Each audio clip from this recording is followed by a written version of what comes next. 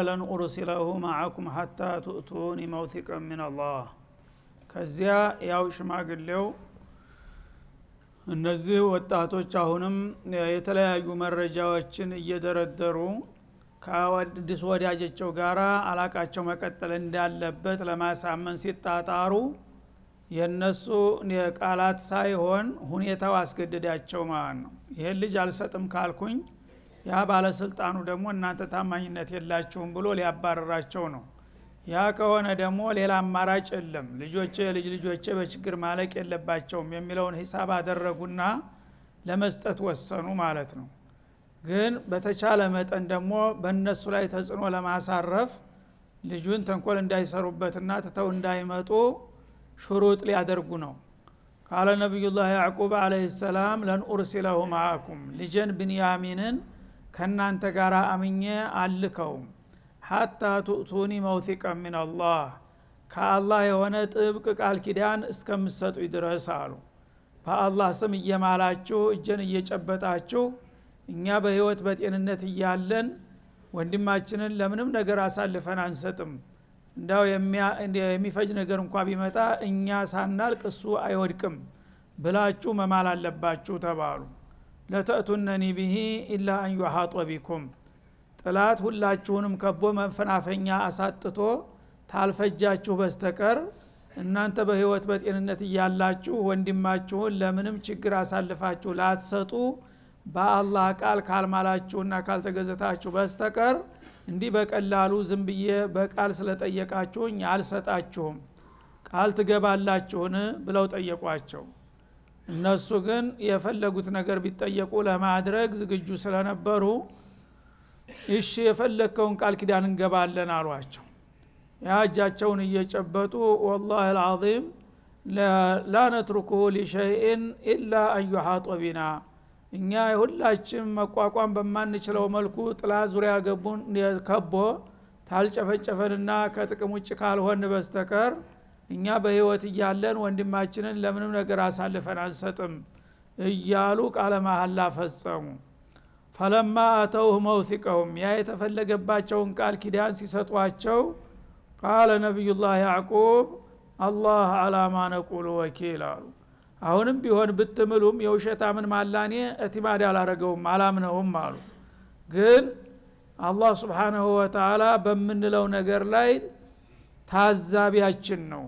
እናንተም ያው በእኔ ፊት ቃል ገብታችኋል የነብይ እጅ እየጨበጣችሁ፣ እኔም ደግሞ ያን ቃል ኪዳናችሁን አምኜ ሳይሆን ሁኔታው ስላስገደደኝ ነውና አሁንም ቢሆን እነዚህ ሰዎች ምለዋልና ቃላቸውን ያከብራሉ ብዬ እናንተ ላይ አመኔታ አልጥልም፣ አላህ ብቻ ይጠብቅልኝ፣ በጌታ የተማምኜ ነው የምሰጣችሁ አሏቸው።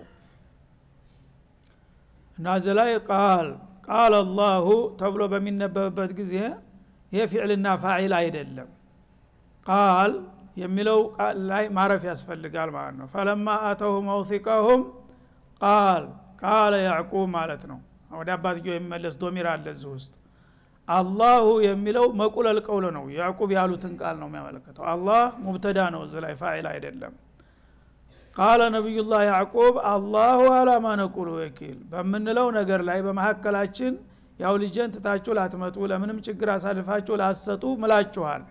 በዚህ በማላችሁትና በገባችሁት ቃል ኪዳን ታዛቢያችን ተቆጣጣሪያችን አላህ ነው። ስለዚህ በአላህ እየተመካሁኝ ነው የምሰጣችሁ ብለው አስረከቡ ማለት ነው። ችግር መጥፎ ነውና፣ ምክንያቱም እንቢ ካሏቸው መላው ቤተሰብ በችግር ሊያልቅባቸው ስለሆነ ማለት ነው።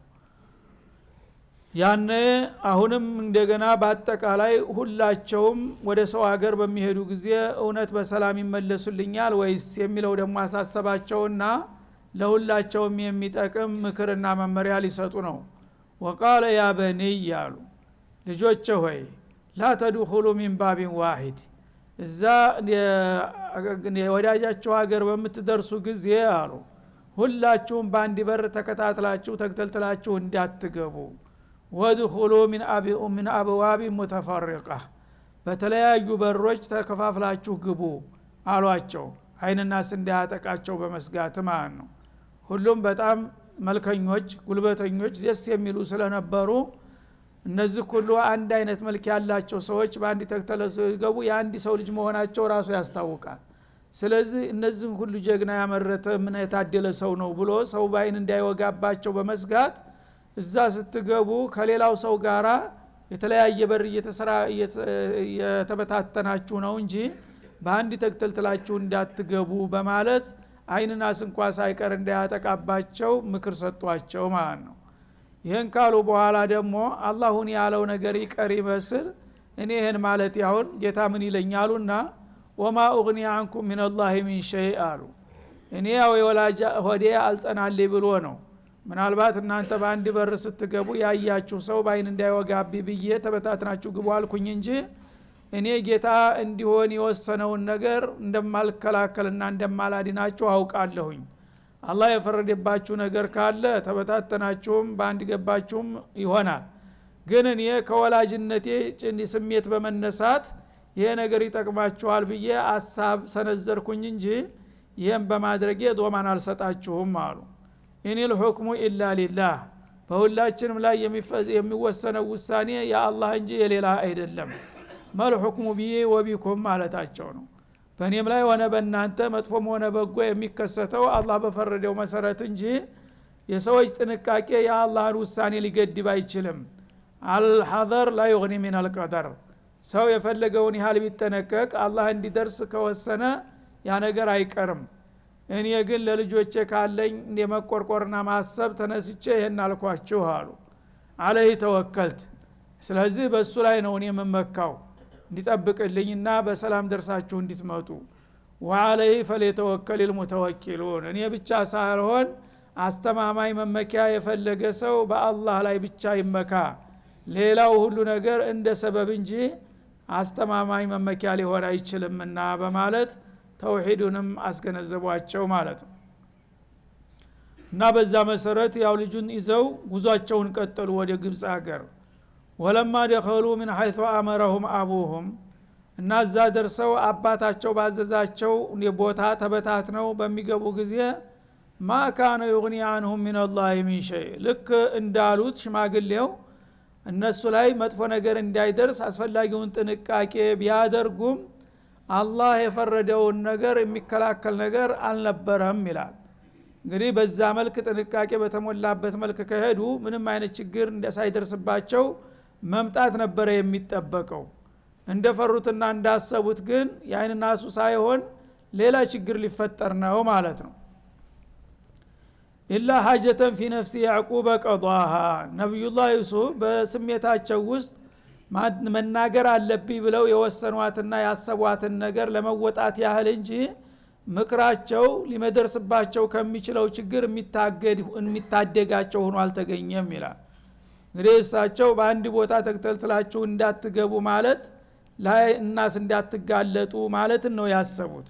ያችን ነገር ያሉት ይሄንን ካደረጉ ምንም ነገር አያጋጥማቸውም ብለው ሳይሆን ራሳቸው እንዳሉት እሳቸው ግን አባት ስለሆኑ አባት ለልጁ የሚበጀውን ነገር ሁሉ ማሰብ መምከር ስላለበት ነው የመከሯቸው ማለት ነው እንጂ ያ ነገር ቢደረግም እንደማይድኑ ያውቃሉ።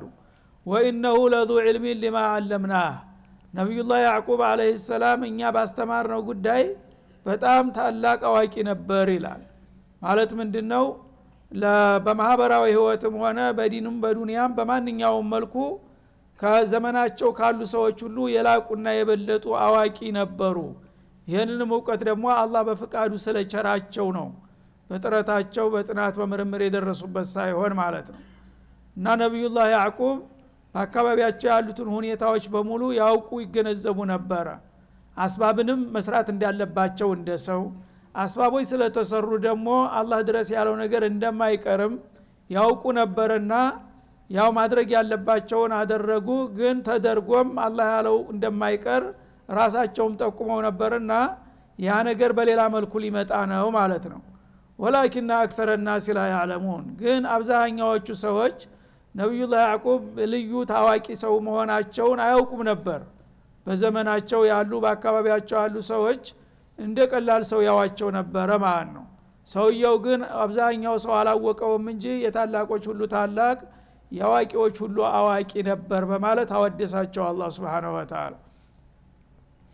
ወለማ ደኸሉ አላ ዩሱፍ እና በዛ መሰረት ወንድማቸውን ይዘው በነብዩላህ ዩሱፍ ላይ እዛ አካባቢ ደርሰው ሲገቡ ጊዜ ወደ ቤተ መንግስት አዋ ኢለይሂ አኻ እሳቸው ያ ሁሉን ነገር በጥበብ ነው የሚመሩት ልጁ ሲመጣ እንዴት አድርገው እንደሚቀበሉ ስልታቸውን አዘጋጅተው ጠብቀዋቸዋል ማለት ነው ልክ ወንድማቸውን ይዘው መጥተው ይሄው ባልነው መሰረት ንጉስ ሆይ ልጁን ይዘን መጣን ብለው ሲሰጧቸው ልጁ በሚዘይራቸው ጊዜ እጁን ጨበጥ አድርገው በጆሮው ሹካሉት ምስጥር ማለት ነው እንዳይደናገጥ ከዛ በኋላ ምናሉ በሉ ደክሟቸዋልና ቶሎ የሚያርፉበት ቦታ አዘጋጁላቸው ተባለ ተዘጋጀላቸው የሚበሉት የሚጠጡት ሁሉ እንዲቀርብላቸው አዘዙ በእኛ ደንብ መሰረት አሉ በኒዟሙ ማንም ሰው በሁለት ሁለት እየሆነ ነው በማድ ላይ የሚሰለፈው አሉ ሲስተማቸው ስለዚህ እነሱ 10 ናቸው አይደለም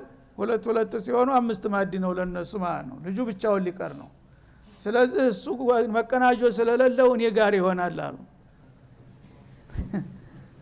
እንግዲህ ወትሮ እነሱ አዋቂነን ብለው በፖለቲካ ሲጫወቱባቸው ስለነበሩ በፖለቲካው ምን ያህል እንደቀደሟቸው ሊያሳዩአቸው ነው አሁን ማለት ነው ሰውን በነህይወቱ የምትሸጡና የምትጥሉ ሰዎች አዋቂነን ብላችሁ ከናንተ የበለጠ አዋቂ እንደሌለ ገምታችሁ ነበርና ዛሬ ዕውቀት ደረጃችን ምን እንደደረሰ አሳያቸዋለሁ ማለታቸው ነው እነሱ ባልገባቸው መሰረት ኒዟም ከተባለ ለምን አይባልም መቼም እንኳን ሰው ሀገር ሆኖ አይደል ሰው ሀገር ሆኖ ደንቡ በእኛ ሀገር ሁለት ሰው ነው በአንድ ማድ የሚቀርበው ተተባለ ያው ደንቡ መከበር አለበት እናንተ 10 5 ማድ ትሰየማላችሁ ልጁ ደግሞ ጓደኛ ስለሌለው ወትሮ ያው ወንድም ነበረው ብላችኋል እንዳይሰማው እኔ ጋር ለዛሬ እኔ ወንድም ሆንለታለሁ አሉ እና የኔ ወንድም በሆነ ደስ አይልም እንደሲል ተገኝቶ ነው የርሶ ወንድምነት አለስ እሱ የንጉስ ወንድም ሆኑ እንጂ ሐቂቃ ወንድም ሆኑን አያውቅም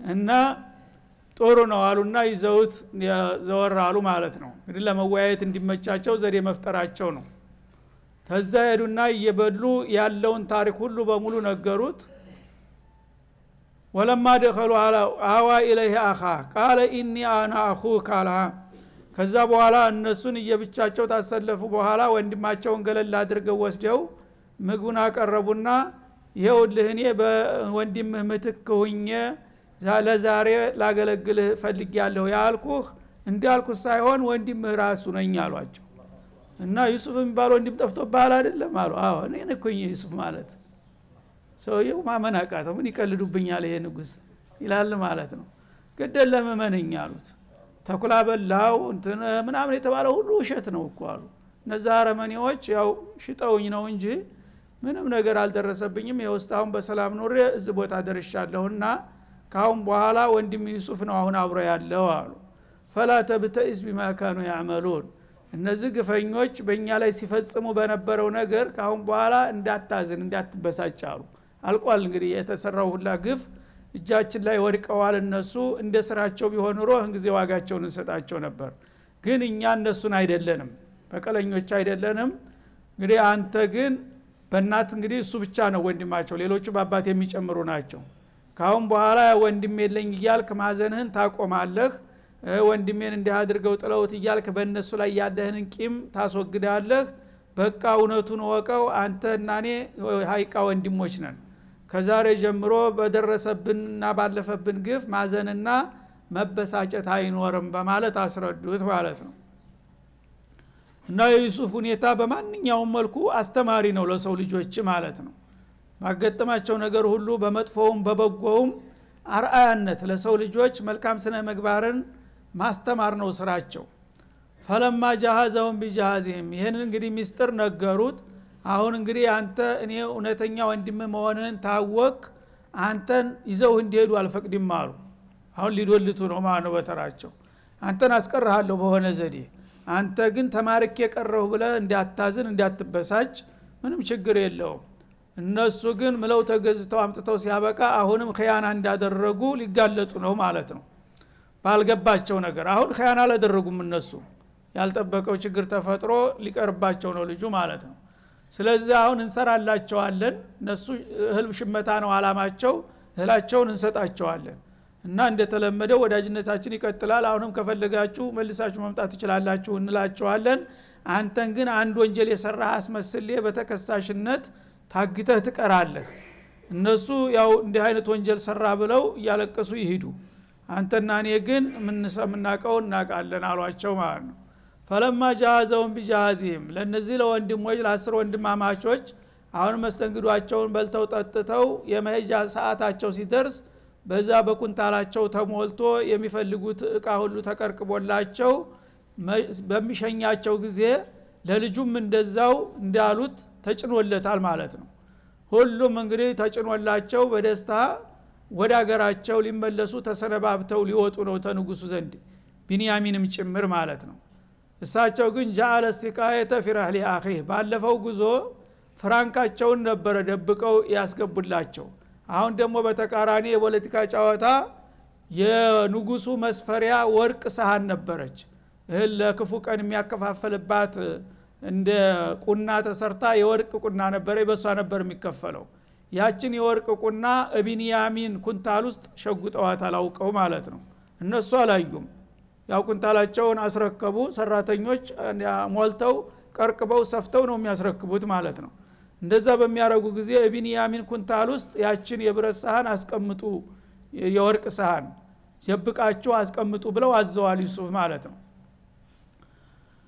ከዚያ በሰላም ተሰነባብተው ደግሞ በሰላም ደርሳችሁ ለመምጣት ያብቃችሁ ተብለው ተሳስመው ተለያዩ ማለት ነው ደስ ብሏቸው ያው እህላችንም ሸምተን ወንድማችንም ባልነው መሰረት ያው በሰላም ይዘን ተመለስ ካሁን በኋላ አባታችን በደስታ ይቀበለናል እያሉ ሲምነሸነሹ ያልጠበቁት ዱብዳ ሊመጣ ነው ማለት ነው ከዛ እንደወጡ ትንሽ ሳይሄዱ ተከተማ ዳርቻ አካባቢ ሲደርሱ ወታደር እየተንጋጋ መጣ ማለት ነው ቁም እያለ ثم أذن مؤذن أيتها العير إنكم لسارقون እናንተ የአጋሰስ ነጋዴዎች ያው ሸቀጣችሁን በአጋሰስ ጭናችሁ የምትጓዙ ነጋዴዎች ሆይ እናንተ ሌቦች በሌብነት ተጠርጥራችኋልና ትፈተሻላችሁ ቁሙ የሚል የወታደር ቡድን መጣባቸው ከኋላ ማለት ነው ዱብዳ ሆነ እንግዲህ በወንጀል ሊከሰሱ ሊታሰሩ ነው ምናልባትም ሊገረፉ ይሆናል ከዛም በላይ ደግሞ ታላቅ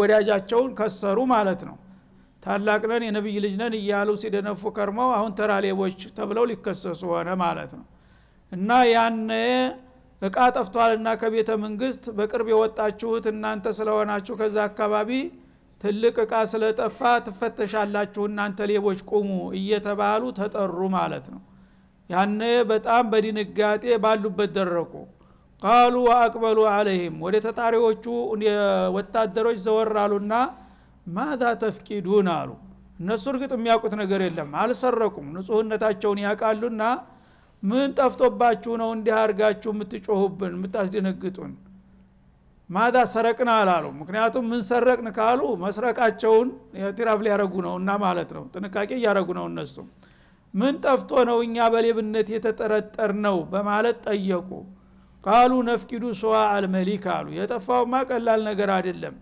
የንጉሱ ቁና ነው የጠፋው የወርቅ ቁና ማለት ነው እና ይቺ የወርቅ ቁና እንግዲህ በብዙ ሺህ የምትሸጥ ውድቃ ናት እሷ ናት የጠፋችንና ተራ ነገር እንኳን ቢሆን ብሻው ግደለም ደንበኞቻችን አናስቀይምም ተብሎ ይተው ነበረ ግን የንጉሱ ቁና ደግሞ በረከት አለባት ተብላ ትገመታለች በዛች በሰፈሩ ቁጥር እህሉ አይጎልም እዛም የሄደው በረከት ይሆናል የነብዩ መስፈሪያ ስለሆነች ማለት ነው ያቺ በጣም በረከት ያላት ልዩ ቁና ጠፍታብናለችና ስለዚህ የግድ እናንተ በቅርብ የመጨረሻ ደንበኞች ወጣችሁት እናንተ ስለሆናችሁ እስከዛ ድረስ በሰላም እየሰፈርን ቆይተናል እናንተ ውስጥ መኖር አለባት ስለዚህ ቁሙና ተፈተሹ ተባሉ ማለት ነው ወሊመን ጃአ ቢሂ ህምሉ በዒሪ ወአነ ቢሂ ዘዒም አሉ እንዳይጠረጥሯቸው ደግሞ እነሱ ራሳቸው ደብቀው ነው እንዲያረጉን የሚለው እንዳይነቃባቸው ሌላ መሸፈኛ ሰጡት ማለት ነው ምን አሉ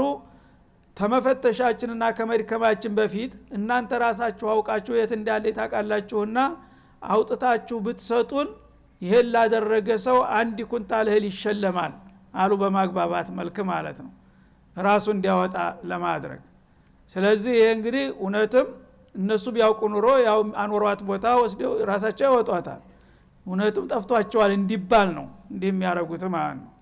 የፖለቲካ ጉዞ እንደዚህ ነው፣ ሁሉ ጊዜ ድብብቆሽ ነው፣ ቁማር ነውና ማለት ነው። እነኞቹም እንግዲህ እንዳይጠረጠሩ የሚችሉትን ጥረት ያደርጋሉ። እነዛኞቹም ደግሞ ራሳችሁ ጨምራችሁ እንዲያደርጋችሁን እንዳይሏቸው ይህንን እቃ ያመጣ ሰው ወይም የጠቆመ ሰው ሽልማት ይሰጠዋል የሚል ቅስቀሳ አደረጉ ወታደሮቹ ማለት ነው። እነሱ ደግሞ በእውነት አላዩም አላወቁምና የለብንም ብለው ድርቅ ብለው እየተሟጎቱ ነው ያሉት ማለት ነው። እንኳን ራሳቸው አውጥተው ሊሰጡ መኖሩን ራሱ አይጠራጠሩም ማለት ነው።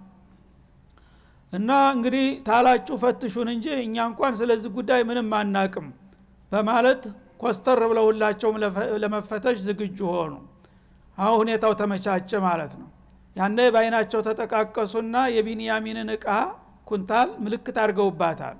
እሷን ደሞ መጀመሪያ ተፈተሹ ያቋታል ለካ ራሳቸው ያኖሯት እንዳይባሉ እሷን ወደ ኋላ አደረጉና የንጹሃኖቹን መፈተሽ ጀመሩ ማለት ነው።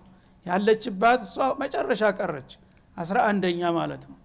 መጀመሪያ ያለበት ከሷ ነበረ። ለምን ይሄ ሁሉ እንግዲህ ሰዎች እንዳይጠረጥሩና እንዳይነቁባቸው ለማድረግ ነው።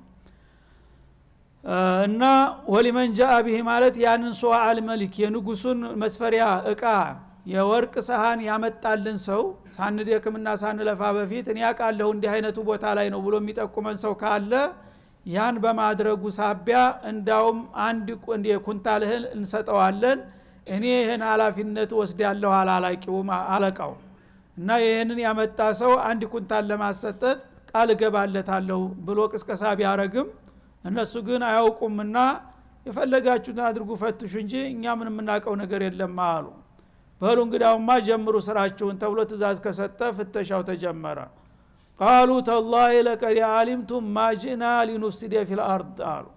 እነዚህ የዋሆች አሁን ግን በያው እንደተበሉ አላወቁም፣ እውነት ሰርቀዋል ብለው ተጨነቁ እና ምን አሉ? እናንተ ሀገራችን ወደ እናንተ ሀገር ስንመጣ ለመጥፎ ስራ እንዳልመጣን ታውቃላችሁ፣ ለምንድን ነው እንደዚህ የምታዋርዱን ብለው መከራከር ጀመሩ ማለት ነው።